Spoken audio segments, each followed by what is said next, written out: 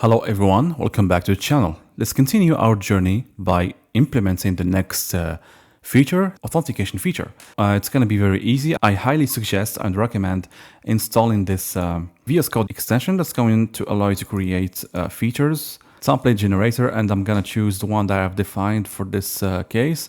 Modular clean architecture. They have called it like this because in the modular clean architecture, you're not going to have the models if you try to centralize everything in core. So I'm going to call it authentication feature. Inside the domain, let's start with the repository. I'm going to call it authentication repository. And the first method is going to be an async function for login. For the next one, it's going to be for the register function. The next method is going to be get authenticated user. So basically this method, it's going to serve a purpose of checking if the user is still authenticated or not. And I think you have to do it for security purposes.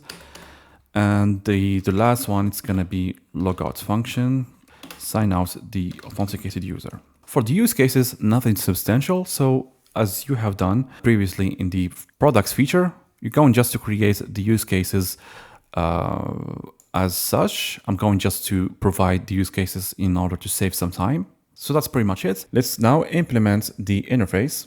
I'm going to add here the keyword async. For the login, it's pretty straightforward. It's going to be const.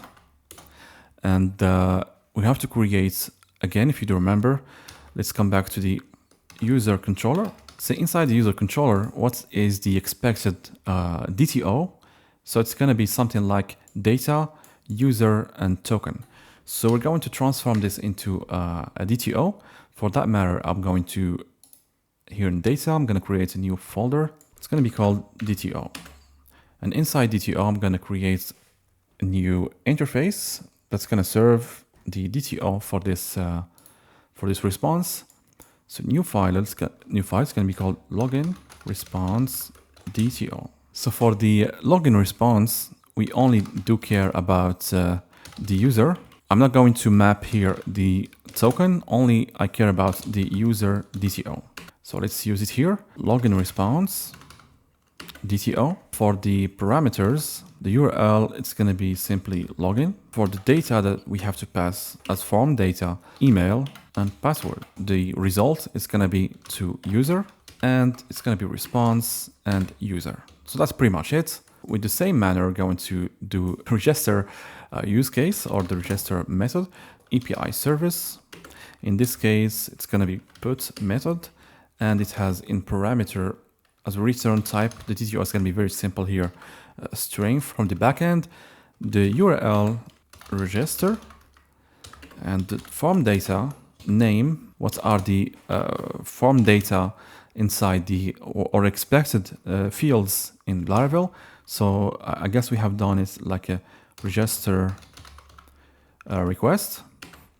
And for the register request, we need to fill those validations or to respect those failed naming conventions. So full name, email, password confirmation, and that's pretty much it. Next, it's going to be get authenticated user. So let's create here a response. API service says get function. It will return user DTO, the URL, and that's pretty much it. And we're going to map the result from DTO to user. The logout method, so it's going to be very simple again. API service, get boolean, and the endpoint, it's basically logout. So this is pretty much our authentication repository, but we are not done yet here. As mentioned in the Sanctum documentation, we have to do a small adjustment to the API service. So here we are not using the token here. In order to do that, let's come back to the API service and the core feature. We need to add another method that's going to check for us the CSRF token or CRF cookies. I'm going to create here in this class a private static read only.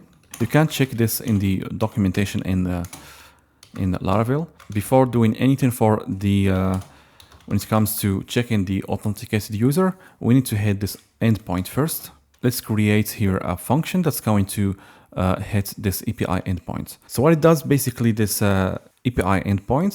So it's going to check if we have a valid CRF cookies from Sanctum and to proceed and check if the user is authenticated or not.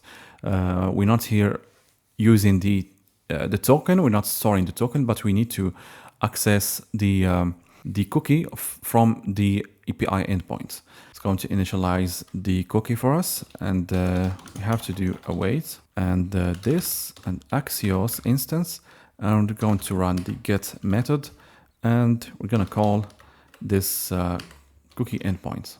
So now we are ready to register the authentication feature module. Add a new file, respects the name and conventions that we have defined previously.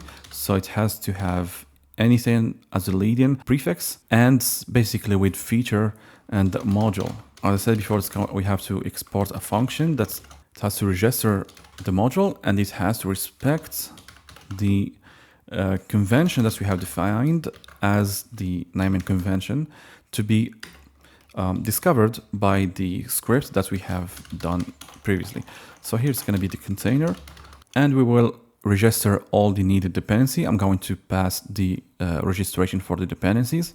So with the same manner that we have done before, we're going to register, for example, the repository with its implementation as a singleton to bind the repository, the interface with its implementation as a singleton, and all the use cases that we have defined. So nothing substantial. So we are done with the data layer and the domain layer. Now let's tackle the presentation layer.